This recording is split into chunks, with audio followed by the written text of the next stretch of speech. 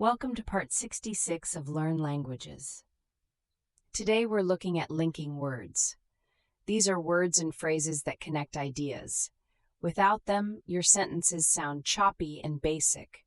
With them, you sound fluent and confident. Let's start with because and so. Because gives a reason. So gives a result. I studied hard because I wanted to pass. I studied hard so I passed the exam. Same meaning, different focus. Now let's look at contrast words. But and although both show contrast. I was tired, but I kept working. Although I was tired, I kept working. But connects two main clauses.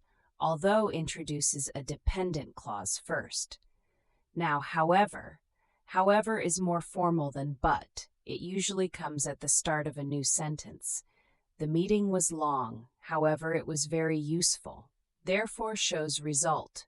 More formal than so. She missed the deadline, therefore the project was delayed. Let's add a few more useful linking words. In addition and furthermore add extra information. The hotel was expensive. In addition, the food was terrible. For example, and such as introduce examples. I love outdoor activities such as hiking and swimming. In conclusion and finally, wrap up ideas.